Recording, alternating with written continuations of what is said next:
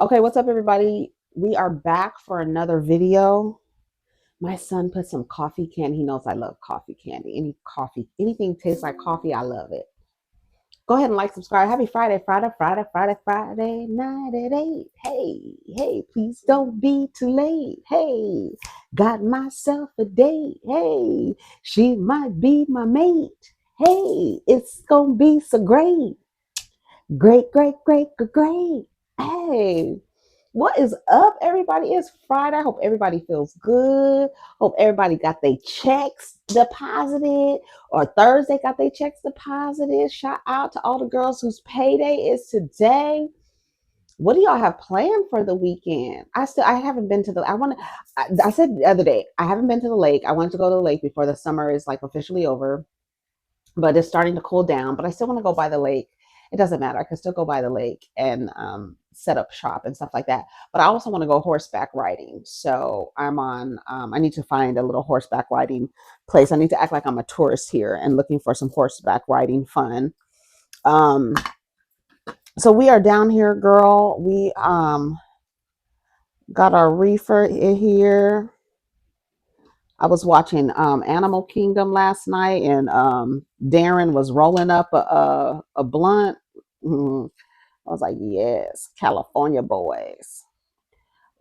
Animal Kingdom is so good. Ellen Barkin is so good, and she's such a badass in this film, but she's also very toxic. Like, she's super toxic mom. I mean, she's a criminal, so I mean, she's a lifelong criminal and has been a criminal, like her character, of course, not Ellen Barkin, but Smurf.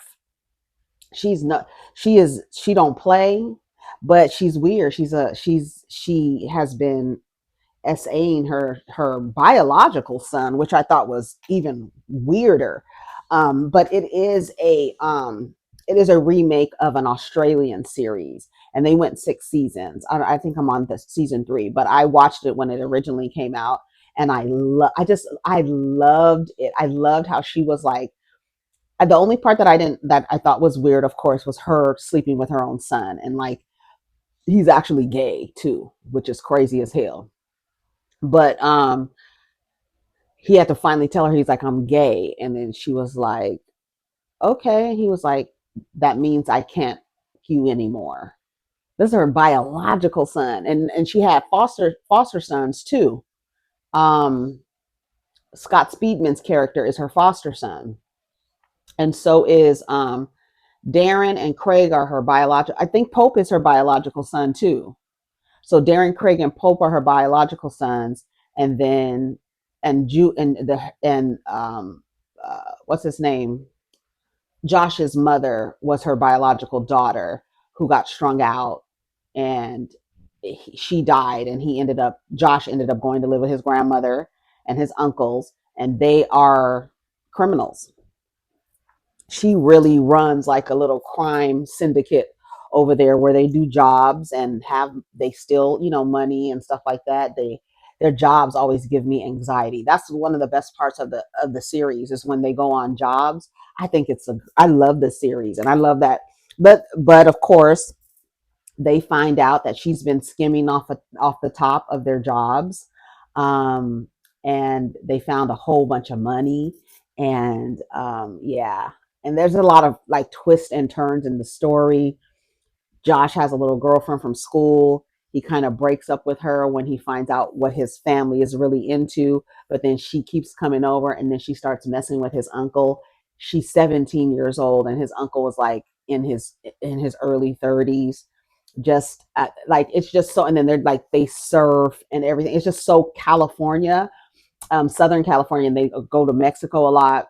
It's so Southern California, but they're like in the San Diego area, where they can, jump back and forth from Tijuana. And he has like a girlfriend in Tijuana. He has another girlfriend who they took in after her parents were worked for Smurf, but then they became informants, and then she had her son kill them.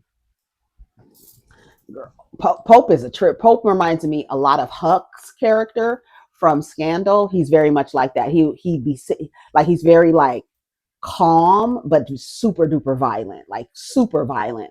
And he just be sitting there. Sometimes he just be sitting there. He went to go to his brother's house to, I think he was gonna beat his ass. And he looked through his house and looked at everything, kind of straightened up a little bit, and then posted a chair with the door open and was just sitting in the chair like this. I haven't slept. He'll say, I haven't slept. And he'd just be sitting like this. And then Smurf was giving him drugs, like giving him like, I don't know if it was an antidepressant, but it was something to calm him down because he just came home from jail. He had been in jail for 3 years. They did a bank robbery. The last episode I just saw right now, he robbed at least 4 banks in one day. And he's very like meticulous, very detail oriented, very much like intuition. Like he was robbing a bank and he had his gun pointed this way, and then he went like this and told the guy, put the gun down, and turned around, and there was a security guard having the gun. He was like, put that gun down. Girl, that shit was crazy. I was like, look at Pope. And I kind of like Pope, but he's off. Like he's definitely Huck. He's definitely Huck of the brothers. And then Scott Speedman's character, he is like that. Him and Pope kind of run it. Like they're like right underneath Smurf, and they're but he's not biologically hers. Scott Speedman's character, girl, it is so good. When I tell you, Animal Kingdom is so good. I could just be watching it and it just keeps going and going and going and going. I love it. I love it. I have to remember to go to bed because it's so good. Even though I've seen it already, I just like watching it again. It's been years. I think they went six seasons, and it used to come on FX. I think it came on FX, but like they have like crazy sex scenes. It's drug use. I mean, it's everything underbelly. You understand what I'm saying? It's drug use. It's sex. It's cursing. It's killing, it's robbing, it's just like but it's so good. It's and that's what I like about it is when they go on jobs where they're robbing people, and how they maneuver. They rob this church, baby. When I tell you the way they rob, like what they know to do in order to like get out clean and nobody suspect them, and then like they be putting everything back the way they found it. It's like the shit is crazy, but it's really good. And Ellen Barkin is Smurf, and she does run the show. And then one of their fathers, she started robbing very early, robbing people very early. And but she's no nonsense. When I tell you that bitch is no nonsense, no nonsense. I love it. I love her badass character. I just don't like the storyline that she like. But she does that so that she uses she has sex with her son, and but she uses it as a control tactic. That's like literally what she does it for. Like she'll grab them, she calls them, all of them, baby. Okay baby, okay baby, it's okay baby. And she kisses them on the lips, but it's like not like a kiss on the lips that you would give your child. It's more of like a kiss on the lips that you would give somebody that you're in a romantic relationship with. It's very soft, very sensual, and she does that to her sons, and it really kind of keeps them in line. I don't think she sleeps with Craig. I think it's only Darren that she sleeps with. I don't know if she ever slept with Pope, but these are her sons. And then what's crazy part is when I saw a scene last night with her and Scott Speedman's character. I don't know why I can't remember his name right now. But Scott Speedman's character, she says, when I first saw you, I fell in love with you. And he was looking at her like, they get to a point where they're like sick of her shit. And then when they find out she's been skimming off the top of their jobs and how much money she has in the storage in these safes, girl, if y'all watch, I mean, it's all kind of, I didn't really spoil. It's no spoilers. It's just they run jobs, they rob people. And then Scott Speedman's character, he's like the older brother, but he's a foster kid. And they have literally used these boys growing up, trained them up, taught them how to shoot, taught them how to make bullets, like all this stuff. Like she's training them in order for them to run jobs for her, and they do it, and they get so mad. Sometimes they get mad at her, but they right back there. And Darren is really trying to get on the straight path, but he keeps getting called in to, running jobs and stuff like that. It's good. I think I'm on season 3 right now. It's a really good show. What else is going on down to the blogs?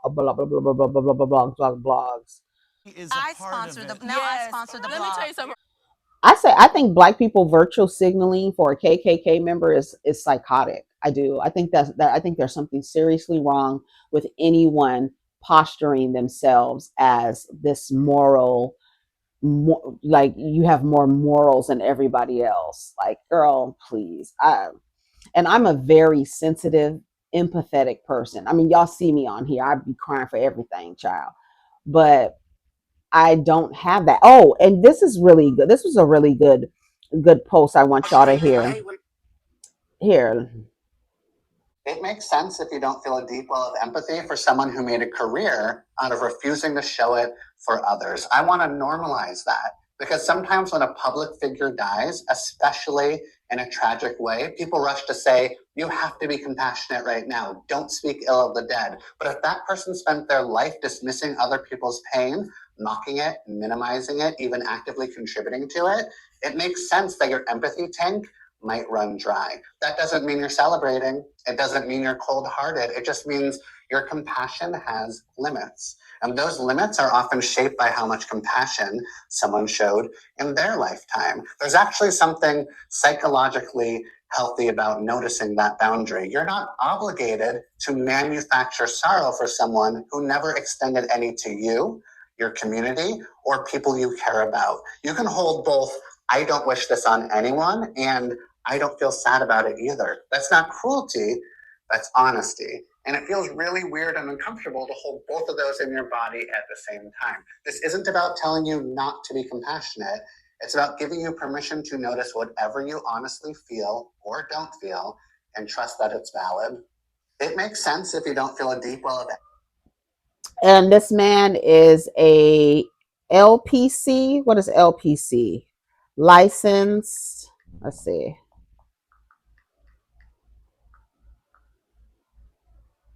Licensed professional counselor. So that's that man. And I follow him on YouTube. Jeff Gunther, LPC. He, him pronouns. And let's see, it was something else that I just saw. Hold on. Reverberation of his hatred is what he was met with. And that's why I tell you it's important that your frequency is in alignment with a higher good, with a high vibration. When you reside in a low vibration where all you're doing all day is denying the humanity of everybody that does not look like you, it is literally everything we do is a reverberation. Everything we send out, it trickles back to us. If it literally comes back to us, it's like a boomerang. And when you spend your time doing what he did, it only makes sense for it to come back in the same form that you sent it out. This is not a political opinion. Listen to Keita Rose. I want y'all to listen to Keita Rose. Hold on, let me hear the last of her question. Hold on. This is throughout his life. Hold on. He is going to be reincarnated. He did not fulfill his soul contract. Him passing away the way he did was part of a possible future based on the choices that he made along the line. Had he made a different set of choices throughout his life could have been different. This is the case for all of us, okay? You have choices. Every time you make a choice about something, even if it's just letting a person into your life, you meet somebody that day. When you let that person into your life, you just made a choice that puts you on a path. Yep. Every choice you make puts you on a path. On a path. Okay. So there are consequences, both good and bad, for every choice you make based on the path that you take at that point. That's what I want you guys to understand. But I hope that also answers your questions about Charlie. If there are more, you can put them in the comments. I'll try to get to them. All right, let me go to Keita Rose. Let me go to Keita Rose's page so you can listen to Keita Rose explain it. She does such a good job explaining. Here she goes. You know the difference between an opinion and hate speech? A lot of people don't. An opinion is a view or a judgment formed about something, not necessarily based on facts or knowledge. I hate Sprite. Sprite tastes nasty to me. Hate speech is abusive or threatening speech that expresses prejudice against religion, sexual orientation, ethnicity, i.e., Black people that drink Sprite should be treated unfairly and unjust. They should be beaten because I don't like Sprite and I don't like Black people. That is an example of hate speech. So no, an opinion and hate speech are not the same. Influence is the capacity to have an effect on character, development, or behavior. I.e., you weren't going to buy that skincare product or try that skincare product until you were influenced to do so by a content creator, right? So when a content creator has influence over a lot of people and spews hate speech, that means they don't have to do or say anything because the people that follow them will do or say it for them. Yep. Let me give you an example. Charlie Kirk was murdered around white people at a predominantly white university in a predominantly white state. Black people had nothing to do with this murder, yet HBCUs are being threatened because of some of the hate speech that he spewed while he was alive. That's what his influence did. Charlie Kirk had this to say about Black people. Blacks in America did not have the same rights they had today. They were less murderous. There was less break-ins. I'm only here because of affirmative action. Yeah, we know. You do not have the brain processing power to otherwise be taken really seriously. Remember what BLM stands for: burn, loot, and murder. All prisoners are Black. Exactly. So Blacks commit more crime. They commit more murders. They commit more arsons. They commit more kidnappings. In fact, I even think that we should bring back, public executions on certain people. No, but think about it. I think that, and you guys should laugh. Listen. It should be public. It should be quick. It should be televised. He had worse to say about people of different gender, sexual orientation, religion, and It should be public, quick, and televised. Do you see how that reverberates back to him? Quick and televised. Public, quick, and televised. I even think that we should bring back, public executions on certain people. No, but think about it. I think that, and you guys should laugh, it should be public, it should be quick, it should be televised. He had worse to say about people of different gender, sexual orientation, religion, and ethnicity. So no, he didn't just spew opinions. He didn't die because of a difference of opinions. And with that logic, then Hitler just had opinions. The difference is he had enough power and influence to make people carry out some of the most nasty, disgusting, heinous crimes known to man. With power and influence comes great responsibility. It also gives you the ability to use your words as weapons. So no, you don't get to police how the people that were targeted by this man and his following, threatened by this man and his following, feel about his passing, whether or not they want to feel rejoiced or they feel relief. It's none of your concern. But this is what you should be concerned about. You should be concerned about the fact that our president views that man and everything that he stands for as a hero, as a martyr, if you will. You should be concerned that Charlie Kirk looked like he was hit by a sharpshooter. And it's funny that he really wanted to know who was on Epstein's list. You should be concerned about all the celebrities and affluent people moving out of the United States and the fact that other countries are having meetings without our president present. That should concern you, not whether or not we're crying over Kirk, okay? Tighten up. That's it. I agree with her. That's exactly what it is. You know the difference between an opinion and hate speech? A lot of people don't. This has been shared 777 times. Remember the other posts about David? It was 666 comments. This one has 777 shares. One woman says, "Girl, you lost me. That man is dead. He was killed for his opinion. Should you be killed for yours? No, it was uncalled for, whether you agree with his rhetoric or not. A man's life was taken for his opinions. It's not right. I don't care the color of his skin. He says things I don't particularly like, but I didn't hope he died for it. It's cruel. His political views shouldn't warrant death." And the fact that the television programming has people saying that his political views, right? And he was not killed for his political views, not for his political, that's for his hate speech. He hated people that weren't white, male, Christian, and heterosexual. So to me, he was literally a KKK member. Even you positioning yourself to defend a man who wouldn't pee on you if you are on fire is a bit of a psychosis. I hope you have a therapist so you can ask them why you would come to the front and defend a man who says you don't even have brain processing functionality. Let me close the window. Girl, it's too loud out there. I'm like, why is a landscapers come on Wednesday? Why are they out there on Friday? Friday, they must have a date. They don't want to be too late. I'm trying to push this and it's not working. Oh, it did work. I was trying to push this little reefer out of my pinky roach clip. Go to Etsy and just type in cigarette holder, cigarette holder, and you will find. I wonder if they're cutting down a tree or something. Hold on, let me go see. Let me go be nosy. Hey girl, they down there tearing down a tree. Not tearing down a tree. I think they're pruning the tree because you need the arbor. What do you call them? What are the people that the arboretum? What are the people, the arborists? What do they call the tree people? Ooh, I love. Don't you just love? Is there a way that we can make incense that smells like weed? Is there a such thing? Because it be smelling good to me.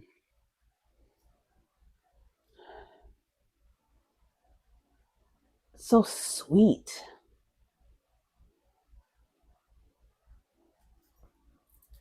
So I like those two. That what that therapist said, and I like what Keto Rose said. All right, let's see what else is happening. All right, let's go back. Let's go to the Jasmine brand. We haven't been there in a while. DJ Enuff. Shout out to DJ Enuff. I should have been left Hot 97. I stayed there for too long. Yeah, he's been in Hot 97 for how long? It's DJ Enuff has been in Hot 97 for I don't know how long. DJ Enuff's son is the producer. Riot is the producer, Ice Spice producer. All her songs, it was DJ Enuff's son who produced those songs. If you didn't know, it's a little trivia. Let's see what he has to say about staying at Hot 97 too long. This probably is going to resonate with people who have been on a job for too long, girl. Too long. Okay, let's listen to what he has to say. You know what? I'm gonna keep it a buck. I never said this before. Okay. I should have been left Hot 97. I stayed there way too long. I stayed there past my time. I got too comfortable because it was something I was good at, and I enjoyed doing, like you said. And I remember, like, when I first got my first gig, I would have did it for free, bro. That's how much I loved hip hop. I would have did it for free. That's what I say about finding a job. Find a job that you would do for free, or find something that you would do for free, whatever it is. Like if you make stuff, if you would do it for free, find a way to make money off of it. And then it doesn't really feel like work like this. I'd share my opinions and talk. I might as well get a little coin for it and run my mouth down here, down to the YouTube. I feel the same way. Find something you're good at and find a way to get paid from it. That's good advice. That's been hip hop's problem from the beginning, though. That's the problem that hip hop has. Because we don't treat it as a business. Right. We treat it on some emotional shit on our hearts and our sleeves. Right. And furthermore, it's like you said, we need to own it. And whoever, even if you work for somebody, those people you work for give a fuck. That's the problem. And care about the culture. No VC's gonna give a fuck. Right. They're not culturally invested in hip hop or the culture, anything. 100%. Right. And a hedge fund running in is not gonna care. They just care about how we're gonna flip this and keep it fucking moving. Right. It's a flip. That's all they're doing is a flip. I don't hate them. That's their goal. Either way, it's fucked. That's their goal. Right. But guess what's gonna happen? This brand that you're pushing. Right. You know what? I'm gonna keep it a buck. I never. Let's see what some of the comments say. He's correct. Sometimes you have to step out of your comfort zone. He's absolutely right. Fantasia said it. Sometimes you have to lose to win. His loyalty wasn't enough. Clearly, they always say when it's no longer enjoyable, it's time to go. That's what I say. That's why when you're not having fun anymore, that's why I'm very cautious the way that I approach my time on YouTube and doing Patreon and stuff like that, because to me, I have always had the personality to where when it feels like it's work, I don't want to do it anymore. I don't. I am a very much laid back relaxation mode. I'm not I'm not a hustler. That's not my energy at all, girl. I'm super laid back. So I find something that I'm good at, and I've always been good at running my mouth. I'm I'm sure a lot of you got talks too much on almost every single report card. Talk too much. I'm like a social introvert. Like I love being by myself, but in social settings, that Libra energy comes out, and it's what it gives. You understand what I'm saying? And so I said to myself, I'm gonna come down here. I'm gonna make videos. I love running my mouth, and share my opinion. But as soon as it starts feeling like work, which honestly, it's like it could like I'm literally trying to get to a place where it becomes my job because I love it so much. I would do it for free, and the fact that I can get paid off of doing it and sharing my opinions and coming down here and talking to y'all, cracking jokes with y'all, but then also helping with kind of opening the eyes of like what's going on around us and giving you a different perspective that you may not always agree with, but it gives you a space to where like a teacher would give you some information, right? We've had teachers we've sat in front of and not always agreed with them, but sometimes they say something where you're like, wow, like there's times where, you know, you can think back in your education where a particular professor has really reshaped the way that you think about things. I remember for me, his name was Mr. Professor Flowers, Mr. Flowers, white dude, but a radical, he probably was a hippie. And he was the one who literally opened my eyes to America and its government and what it's really like and what it really gives. And I was in my early 20s. And he was teaching I actually just came across, like I said, when I was decluttering, I came across some of my paperwork and him like going through and, you know, correcting it and stuff like that. I got A's in his class, but he really, Mr. Aaron he was a black man and he went to Cuba when we weren't allowed to go to Cuba back in the day. He went to Cuba. So I was like really fascinated with him. He was another kind of like radical professor, him and Mr. Flowers. And Mr. Flowers was like, he taught us about the School of Americas. He really taught us, him and Mr. Aaron, they really like reshaped, like, oh, like it was almost like a curtain was pulled back, right? And he was and the stuff that he was telling us in history class, and it was history and English. And he was like it was like he was really focused on American poetry, Americans and poetry and stuff like that. And he was like he was just a really good professor. Him and Mr. Aaron were really good professors. And I learned a lot from them. But it's like coming down here and being able to like open your eye a little bit, right? Unwind your eye a little bit and shake your shoulders a little bit. And for me, it's always like relationships and the dynamic of relationships have always been something that I've had really strong opinions on. Even before, like, I used to think to myself when I was younger, why didn't my mom change her last name back to her name after she got a divorce from my dad? I used to always think that. I didn't understand why she still had my last name, right? And she probably, I mean, I don't know. I mean, that was just the time. But I always thought that it was weird that she never changed her name back. I think I may have asked her a couple of times as a little girl, like I didn't get that. Like, why is your name? You're not with him anymore. And then I thought it was weird that not all these women, but like you and another woman, my dad's second wife, right? My mom was his first wife. Um, the fact that you and this other woman who is like does not like you and by product doesn't like me, how y'all running around with the same last name. I don't think she's changed her last name either.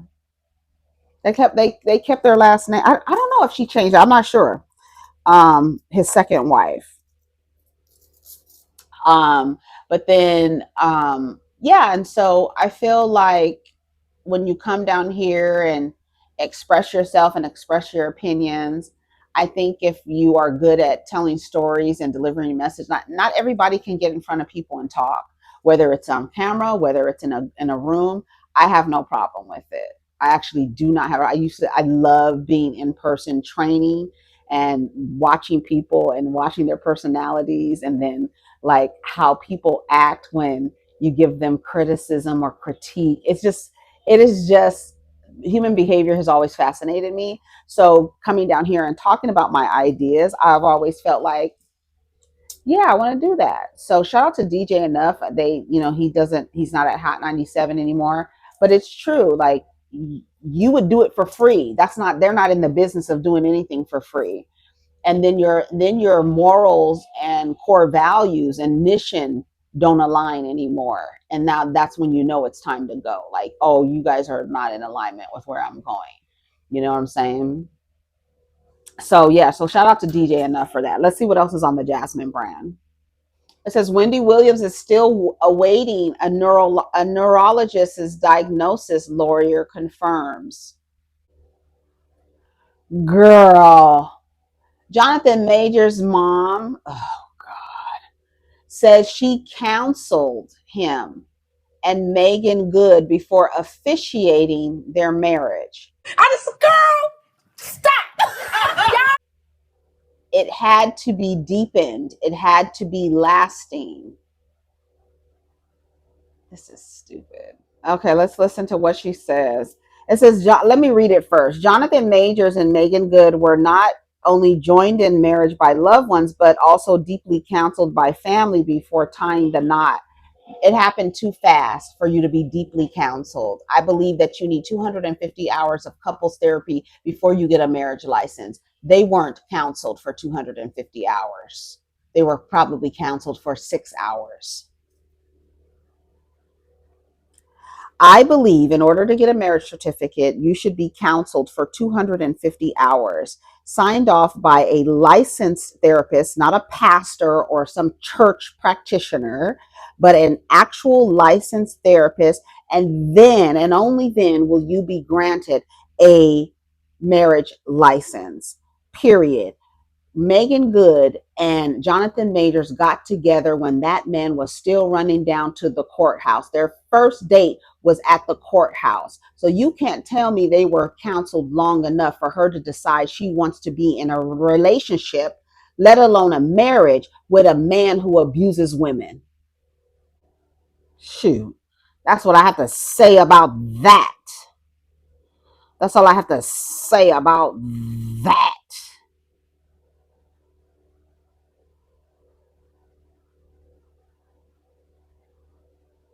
Okay, let me go back.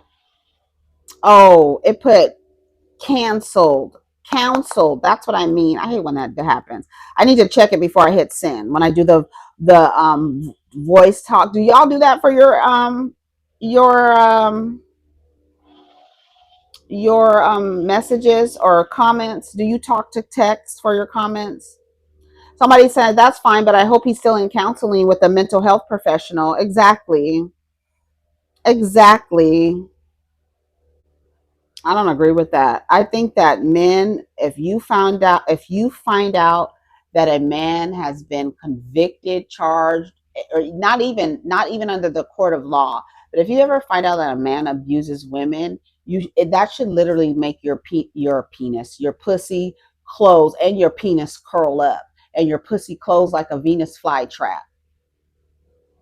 Girl, get away from me. Like I wish our bodies knew who was there for the good and who you should not be having sex with. I wish our pussies responded and thought for us instead of our brains doing it. That thought for us and be like, oh no, he's not good. I'm drying up and I'm closing up shop. Ding ding ding. We're closed. No, you get your dick away from me. Get your pussy away from me. My pussy has closed up shop. You're not a safe person to be around. My pussy knows. The pussy knows. And the dicks should curl up, should roll up like the witch's feet underneath the house that fell on top of her. That's how it should curl up. I'm serious. I wish our bodies thought for us. Our genitalia thought for us instead of us thinking about it. Sometimes it does think for us, and that's what gets you in trouble. But I wish that it would help you stay out of trouble. We closing up shop. Bloop, bloop. Get out of here. Somebody said that's fine. I hope he's still in counseling with a mental health professional. He's disclosed some childhood trauma, and of course, DV marital counseling from his mom is a bit different. A neutral counselor seems more appropriate. Mom can be added support. Let's listen to what she says. I've chosen to reveal a few to our audience. I think we have them of you in your gown, you and Jonathan at the altar, and you being joined by your mom. Yeah. Terry, you got 3 hats here. What was the most challenging? Because you're counseling a young couple going through a lot. Mm-hmm. You're a pastor, so you're bringing faith, but then you're a mom, and you've watched your son go through something he never imagined and something he had to be accountable for and face, and you were watching. Yes. It was a strange position to be in. As the pastor, I was concerned about their spiritual position in marriage, right? Because this is a vow they're making before God. It had to be for real. It had to be deep, and it had to be lasting, right? So they actually went through counseling before they went to get that marriage license in Texas. So they actually started with me. We went through. You've chosen to be the difference in the industry in their marriage. Interesting you say that, who they are, because was he recognizable to you at that point after going through everything? Oh yeah, that's a good question. This is my boy, this is my baby, my J boo. Yeah, and so even going through that, that little boy. There was one woman in the audience like this. Batman That's me, right? Who even at that little age was my superhero, my oldest son. Oh girl, I'm tapping out. My superhero. Get the fuck out of here. Okay, let's go on. Oh, now he suggests that some of his calls are AI. Girl, we don't believe you. Jay-Z defends Times Square casino bid as cultural investment, says it's about strengthening Broadway and creating real value within the community. Girl, shut the fuck up. Jay-Z is doubling down on his love for New York City by investing in what he calls a world-class destination in the heart of Times Square. He shared his vision in a new interview with City and State New York. Through Rock Nation, Jay-Z has partnered with S.L. Green and Caesars to propose a casino at 1550 Broadway. New York City is an entertainment capital of the world, he said. Caesars Palace, Times Square is an extension of culture. I just feel like New York is already like this. Like, why y'all? I don't understand. Y'all still building. I mean, I guess you could just build up, but I don't know. Let's finish reading. It said he believes the project will support the community and Broadway. Casino visitors will buy tickets, fill seats, book dinners before shows, and keep hotels full, he explained. This project isn't about taking away from Broadway. It's about strengthening it.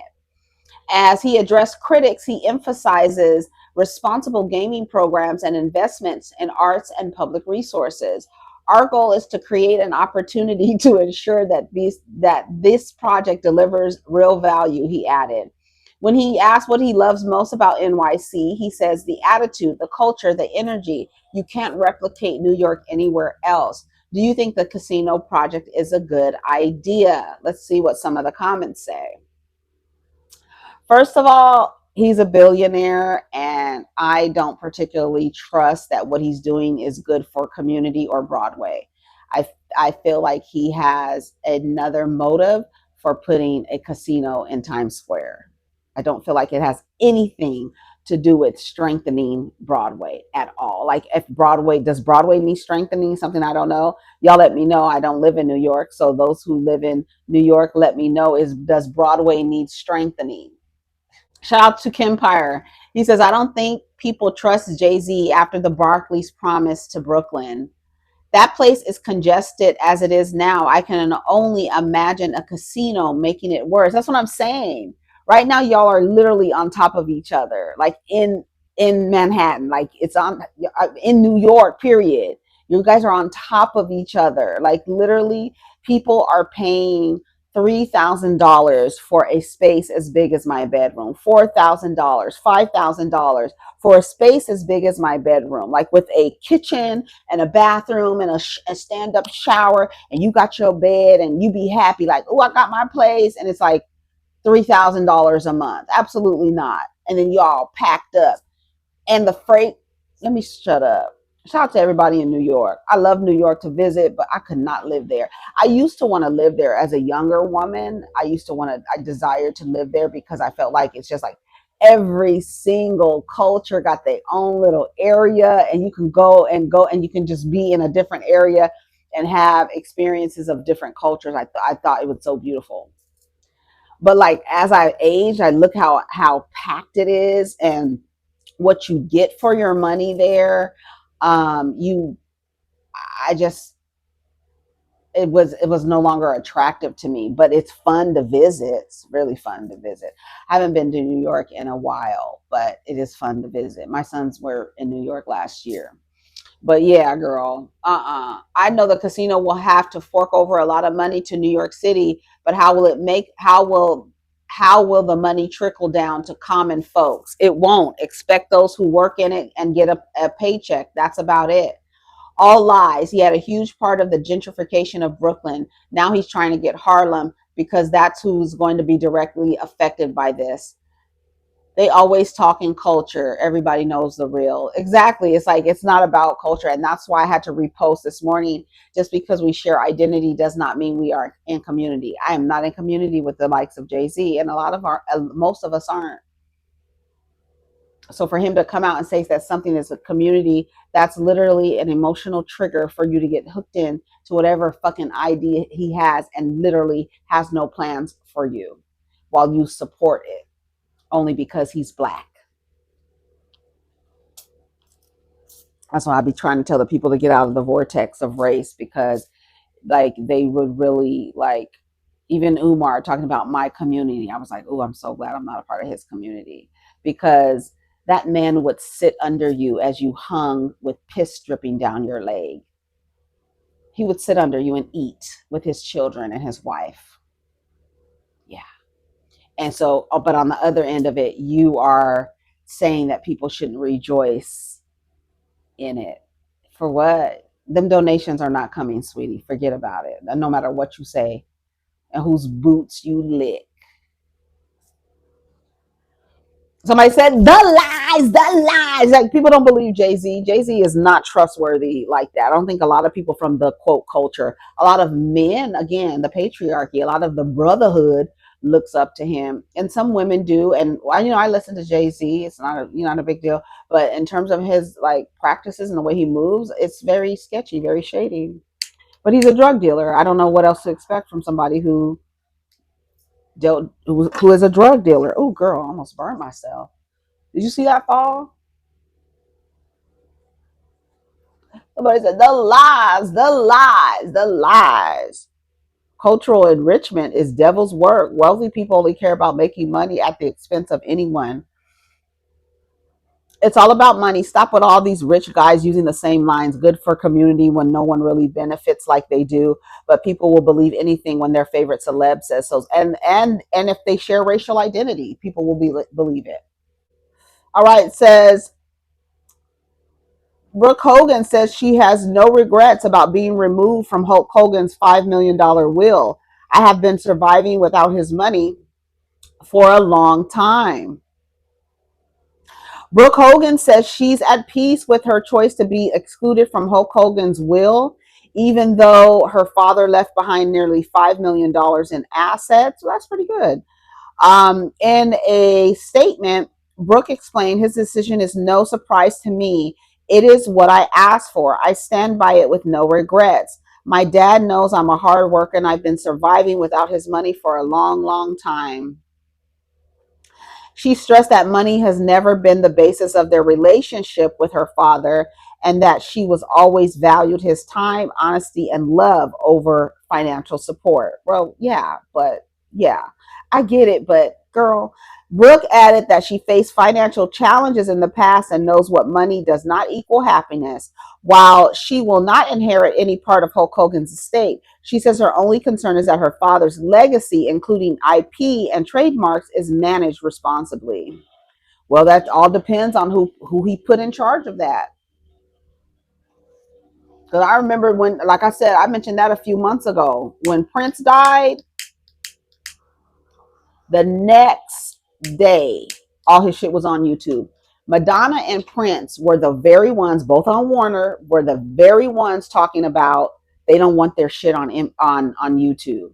The day after Prince died, when I tell you it was so much shit on YouTube, I was shocked. I was just like, it was very noticeable, right? All his stuff was on YouTube, and you do know we know how your management companies and publicists and things like that, they take life insurance policies out on these folks. So they getting paid too. So you might as well get paid off your daddy's death. She's been unbothered. We knew who her father was and chose a life of peace, and good for her. He only had 5 million. Seems like it would be more, but good for her. Well, I'm proud of her for that. And shouldn't. He was her father, but he was very bigoted with the boyfriend of hers. Yeah, I remember that. Remember that happened? I think he called the boy the N-word. Always gotta be mindful about them handlebar brother, those handlebar men who have the handlebar mustache. You always got to be mindful. They'll call you brother, but they really don't. It's like just brother, the brothers. But you ain't really brothers. Like Hulk Hogan will talk about how I've been around black people and all that sort of stuff. He used to say stuff like that. Girl, your only friend was Junkyard Dog. Y'all remember Junkyard Dog? What happened to Junkyard Dog? Let's look it up real quick. Junkyard Dog wrestling. Did y'all like the gorgeous ladies of wrestling? I did. Junkyard Dog. Oh, he died in 1998. Wow. Um, his name was Sylvester Ritter, American professional wrestler and former college football player. Yep, Junkyard Dog. So he died in 1998. He was born in 1952. Let's see. Let's look at his wiki. Wiki. Oh, he died in a car accident on I-20 in Forest, Mississippi. He was returning from his daughter's high school graduation when his car rolled 3 times after he fell asleep. He was 45 years old. Well, at least it wasn't like, any kind of illness or anything like that. Because I was like, 45 is kind of young, So yeah, car accident. Shout out to Junkyard Dog. But that was Hulk Hogan's only friend. I don't know if it was. That's what it felt like. Girl, is this another hour video? And I ain't talked about a damn thing. Let's go to oh, did y'all hear about Mary Cosby's son? He was arrested for assault and trespassing. Okay, we'll talk about this and then we'll be done with it. Mary Cosby's son, Robert Jr., is back in the headlines for his questionable actions. On Saturday, September 6th, Robert Jr. allegedly tried to break into his father-in-law's Utah home through the dog door and assaulted someone on the front lawn. Y'all was trying to sneak in through the dog door? That's some J activity. That's some junkie activity. Y'all trying to break into your girlfriend's. Oh, he married that girl. That's why they said father-in-law. And to her house. What was y'all trying to get out of there? To go through the doggy door? Why y'all just didn't knock on the front door? Why doesn't she have keys to her parents' home? I have questions. TMZ reports he was ultimately arrested for failure to stop at the command of law enforcement, criminal trespassing, assault, and 3 alleged violations of a court order. His bail was set to $5,000. Mary has previously spoken on Real Housewives of Salt Lake City, which is coming back this week, and we'll be reviewing, about her son's struggles with addiction after revealing during a reunion special that he had attended a rehabilitation program and was doing good. Most recently, she alluded that he was struggling again. However, there's no word on whether drugs were connected to this most recent run-in with the law. Stay strong, Mary. He'll be okay and back on track soon in Jesus' name. This is the rock bottom, so he has nowhere to go but up or deeper into the ground because he done killed himself from an old overdose or something.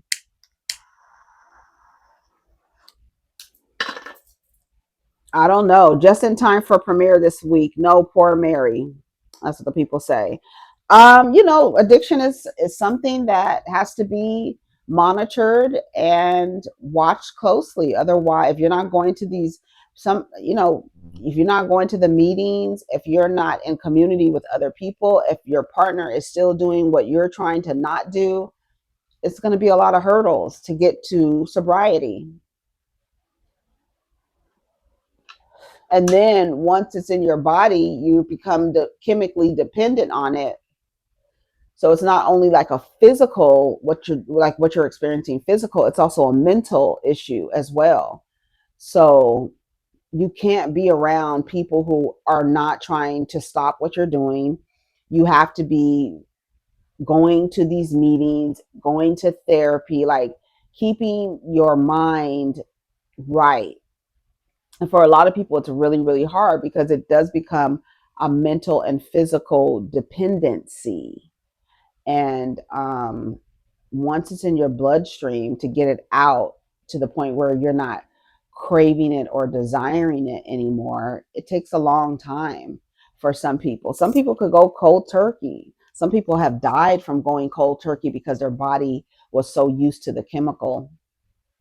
So shout out to Mary, and going through this is her only son, her only child.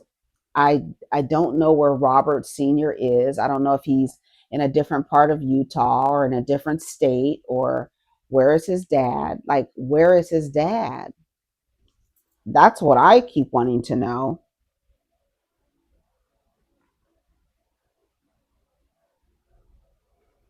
And is Mary like doing this raising on her own? Like, I know she's still married and her husband has only been on there a few times, but I think I don't know. I feel like he's in another part of Utah or something, like far. Um, so hopefully, he can get the help that he needs, and hopefully, I don't know. And that's what happens. That's how you know that's how you know it's progressing. That's how you know it's progressing. Because first it was like, I'm doing drugs, I'm at home, I'm not leaving, I got my hood on, I'm doped up, I'm doing whatever. Now you trying to break into people's house and you fighting people. I feel like that's like a progression of the addiction. So hopefully he gets some help, and hopefully Mary isn't coddling him, because a lot of the times that hinders a person, all that coddling and shit. So hopefully he gets better, because it's no joke. I hope, because some people die from their addictions. So we don't want that to happen to him. That's awful, but hopefully Mary is okay. So y'all let me know what y'all think about the topics we talked about. Take care of each other, protect your energy. Let's get down in the comments. Peace. Oh, yes, and I didn't remind y'all, I'm on Patreon now. It's Erica Dinero, just Erica Dinero on Patreon. So it's $9.99 for Patreon, and then $9.99 for membership on YouTube. And you'll get the same videos that post to Patreon on the member side of for $9.99 on that tier. And but the only thing that you don't get on YouTube is the chat that we have on Patreon. I don't think I'm going to open up a Discord. That's too much right now, because I have too many other priorities to even make that a priority. So just FYI on that, if somebody asks me. I do have a Discord server, but I can't, I won't be able to manage it right now. But anyways, so take care of each other, protect your energy. Let's get down in the comments. Peace.